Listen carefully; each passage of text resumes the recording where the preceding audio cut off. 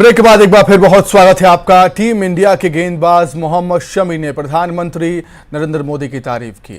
उन्होंने कहा कि वर्ल्ड कप का फाइनल मैच हारने के बाद टीम का मनोबल गिरा हुआ था। ऐसे में प्रधानमंत्री मोदी का ड्रेसिंग रूम में आकर हौसला बढ़ाना बहुत सुकून देने वाला था।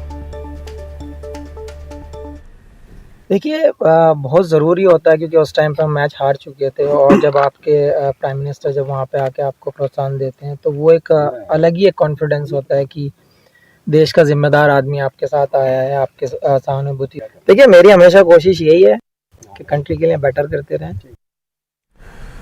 राहुल गांधी को इलेक्शन कमीशन का नोटिस आया है। पनौती वाले बयान पर नोटिस भेजा गया है राहुल गांधी को। बीजेपी ने इलेक्शन कमीशन से इसकी शिकायत की थी। राहुल से 25 नवंबर तक जवाब मांगा गया है। तो राहुल गांधी को इलेक्शन कमीशन का नोटिस, यहां पर पनौती वाले बयान पर नोटिस जारी हुआ है राहुल गांधी को। बीजेपी ने इलेक्शन कमीशन से इसकी शिकायत की थी। राहुल गांधी ने प्रधानमंत्री मोदी को पनौती बताया था। इसको लेकर अब राहुल गांधी को इलेक्शन कमीशन की तरफ से नोटिस भी भेजा गया है। बीजेपी की शिकायत पर राहुल गांधी से 25 नवंबर तक जवाब भी मांगा है इलेक्शन कमीशन ने।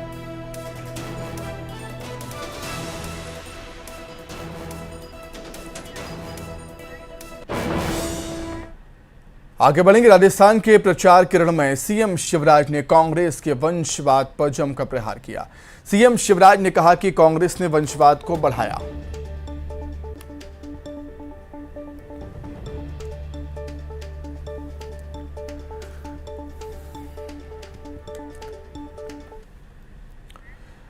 रायपुर से बड़ी खबर है। रमन सिंह पर बोले हैं टीएस सिंहदेव। रमन सिंह पर टीएस सिंहदेव का बड़ा बयान सामने आया। इस बार रमन सिंह भी हार रहे हैं चुनाव। टीएस सिंहदेव ऐसा कह रहे हैं, बीजेपी में जाने की खबर साजिश का हिस्सा है। मेरे खिलाफ कुछ लोग साजिश कर रहे हैं। टीएस सिंहदेव का बयान है, अटकलों से मेरी छवि खराब करने की साजिश हो रही है।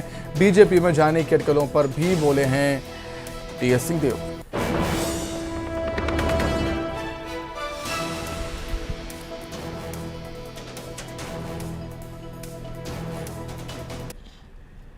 सुन ही रहे थे कि राजनांदगांव के हमारे साथी आए थे, वो बोल रहे थे रमन सिंह हार रहे हैं वहां से। तो रमन सिंह जी की हार राजनांदगांव से भी अब बात हो रही है। मतलब आपको लगता है कि चौंकाने वाला नहीं होगा? चौंकाने वाला तो निश्चित रूप से होगा, लेकिन आकलन अब ये आ रहा है कि रमन सिंह हार सकते हैं। पूछना चाहती हूँ, जिसको लेकर ये अफवाह छत्तीसगढ़ में है कि जब नतीजे आएंगे उसके बाद में ये भी हो सकता है कि टीएस सिंहदेव जो है वो बीजेपी में शामिल हो जाए और मुख्यमंत्री बन जाए। इस तरह की चीजें भी। इसका आनंद वो लोग लेते हैं जो मेरी छवि प्रभावित करना चाहते हैं और मेरे कैरियर को आगे बढ़ने से रोकने की गिरी हुई कोशिश करना चाहते हैं, जिसके मिजाज थोड़े गिरे हुए टाइप के हैं। आम पब्लिक को आप ऐसा मत कहिए। मैं तो रोज फोन सुन रहा हूं कि आप ये बन जाते तो बस, अब आपको ये बनना है, अब आपको वो बनना है। अब सैकड़ों फोन मेरे को डेली आ रहे हैं।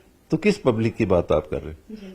कुछ लोगों की ऐसी मंशा हो सकती है कि जो चाहे इस प्रकार का प्रचार करके मेरी छवि भी प्रभावित करने की कोशिश करें और राजनीति में मुझे नुकसान पहुंचाने की कोशिश करें। वहीं टीएस सिंहदेव के बयान पर विजय बघेल ने पलटवार किया। रमन सिंह के हारने वाले बयान पर विजय बघेल ने निशाना साधा। उनका कहना है कि रिजल्ट बताएगा कौन हार रहा है। पहले अपने सीएम को देख लें टीएस सिंहदेव। अपना अपना देखे हो, हमारे ऊपर आरोप लगाना बंद करे। रिजल्ट बताएगा कौन हार रहा है, कौन जीत रहा है। तो अपने मुख्यमंत्री के बारे में भी थोड़ा बोल दे तो ज़्यादा अच्छा रहेगा। इनके झूठ से परेशान, त्रस्त और इतने प्रताड़ित हुए हैं कि इनके एक शब्द में भी विश्वास करना अब वो गंवारा नहीं समझ रहे हैं जनता। और उसका प्रतिफल मतदान केंद्र में दिखा है, मशीन जो वोटिंग मशीन में दिखा है, और वो 3 तारीख को स्पष्ट हो जाएगा। सीएम भूपेश बघेल चुनाव प्रचार के लिए राजस्थान रवाना हो गए हैं। इससे पहले उन्होंने झीरम मामले को लेकर बीजेपी को घेरा और कहा कि जब रमन सिंह की सरकार थी तब उन्होंने झीरम जांच में अड़ंगा डालने का काम किया। अब एसआईटी गठित हो चुकी है जो मामले की निष्पक्षता से जांच करेगी।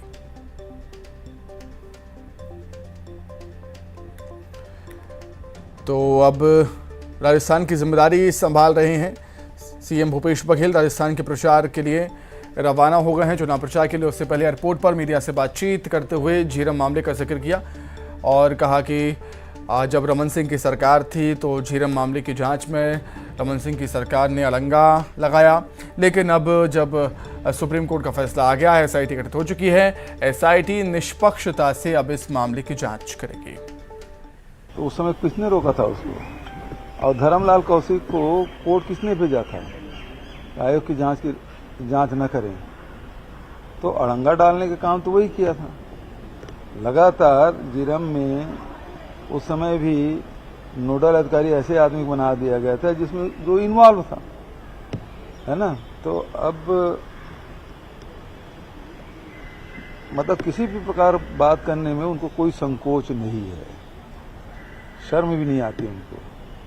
उनकी सरकार थी, सीबीआई जांच की आदेश तो मतलब सीबीआई जांच हो, ये तो विधानसभा में पारित किया था, क्यों नहीं करवाया? जो भी विरोध करेगा उसके खिलाफ ईडी लगा देंगे, चाहे कोई भी हो। उनका एक सूत्री कार्यक्रम है, कोई उनके खिलाफ नहीं, वो सब बोलते रहे। इसी के साथ ही फिलहाल इस बुलेटिन में इतना ही। खबरें लगातार जारी है। नमस्कार। ईवीएम में किस्मत कैद हो चुकी है। नंबरों से किसका है किस्मत कनेक्शन? नेताओं के सितारे क्या कह रहे हैं? 3 दिसंबर किसका नंबर? न्यूज़ 18 नेटवर्क को जानिए मध्य प्रदेश के ज्योतिष क्या कहते हैं।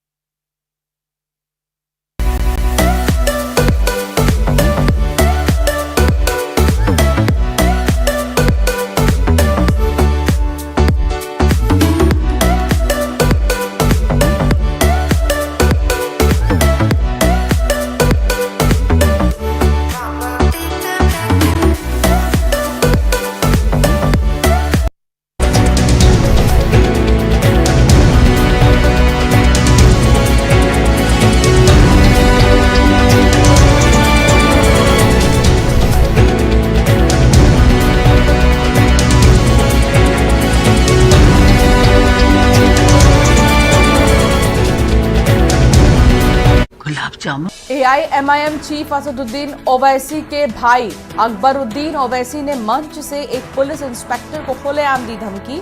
अकबरुद्दीन ने कहा कि मेरे इशारे पर हमारे समर्थक आपको यहां से दौड़ा सकते हैं।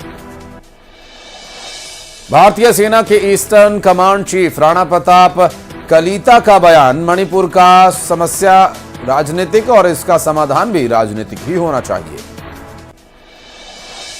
पुणे में फेफड़े लेकर चेन्नई जा रही सर्जन की गाड़ी का एक्सीडेंट, सर्जन हो गए घायल।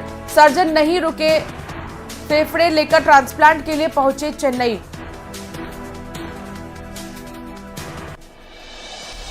सागर के गढ़ाकोट में कांग्रेस उम्मीदवार ज्योति पटेल ने गोपाल भार्गव के बयान पर जताई आपत्ति। कहा, भार्गव को एमपी की महिलाओं से मांगनी चाहिए माफी, बीजेपी ले उनसे इस्तीफा। बड़वानी में मासूम के साथ नदी में लगाई छलांग, मौके पर मौजूद लोगों ने मासूम की बचाई जान। एसडीआरएफ ने महिला का शव नदी से किया बरामद। उमरिया जिले के बरौदा गांव में वन विकास निगम की दबिश में शाल के साथ 57 लट्ठे जब्त होने से हड़कंप। लकड़ी को तस्करों ने जंगल से काटने के बाद छिपा कर रखा हुआ था। मामले के आरोपी फरार। बैतूल में निर्वाचन आयोग की बड़ी लापरवाही, कर्नाटक होमगार्ड के 1400 जवान फंसे। चुनाव ड्यूटी में बैतूल आए थे सभी जवान। केंद्रीय मंत्री प्रहलाद पटेल ने कांग्रेस पर बोला हमला। कहा, कांग्रेस आत्महत्या की ओर बढ़ रही है। प्रधानमंत्री मोदी के लिए राहुल गांधी की ओर से आपत्तिजनक शब्द इस्तेमाल किए जाने के मामले में साधा निशाना। डिंडौरी में चलती कार में नाबालिग से गैंगरेप, नाबालिग के गांव के ही हैं आरोपी। पुलिस ने 4 दिन तक दर्ज नहीं किया मामला, सुलह की सलाह देकर थाने से लौटाया। धार में एक बार फिर चर्चा में सेंट टेरेसा जमीन घोटाला। मुख्य आरोपी सुधीर जैन की सील संपत्ति को आरोपी के परिजनों ने खोला। जिला प्रशासन ने शुरू की मामले की जांच। रायपुर के होटल बेबी लोन में लगी आग लगने के कारणों का खुलासा नहीं। गंज थाना इलाके की घटना। भिलाई इस्पात संयंत्र में चोरी, स्टोर नंबर 7 में रखे 16 नग मैग्नेटिक कॉइल्स गायब। भट्टी के थाने में महाप्रबंधक द्वारा दर्ज कराई गई रिपोर्ट। मनेन्द्रगढ़ में कार ने बाइक को मारी जोरदार टक्कर, हादसे में हुई 3 लोगों की मौत। हादसे का सीसीटीवी वीडियो आया सामने, पुलिस ने मामला दर्ज कर शुरू की जांच। जांजगीर चांपा में विधवा सहायक राशि दिलाने के नाम पर झांसा आरोपी को पुलिस ने किया गिरफ्तार। पीड़ित की शिकायत पर की गई कार्रवाई। दुर्ग में दिन दहाड़े युवक की बेरहमी से पिटाई, युवक की रॉड और डंडे से पिटाई। पुलिस ने 9 आरोपियों को किया गिरफ्तार। कोरबा में तालाब में डूबे 2 बच्चे घर वालों को बिना बताए गए थे नहाने। इलाके में फैली शोक की लहर।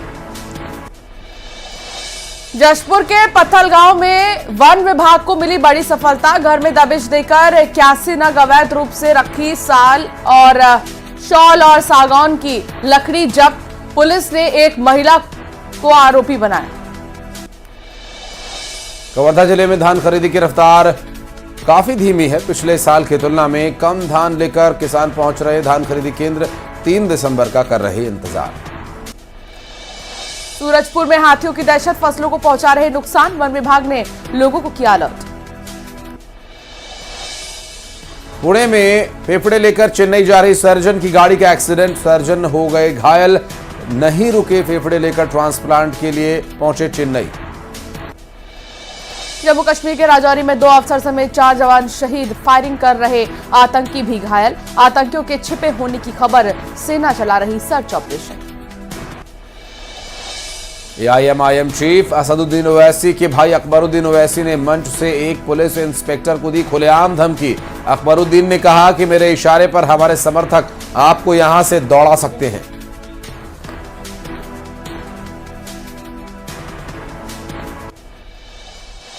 रायपुर के होटल बेबीलोन में आग लगने का मामला, आग लगने के कारणों का नहीं हो सका खुलासा।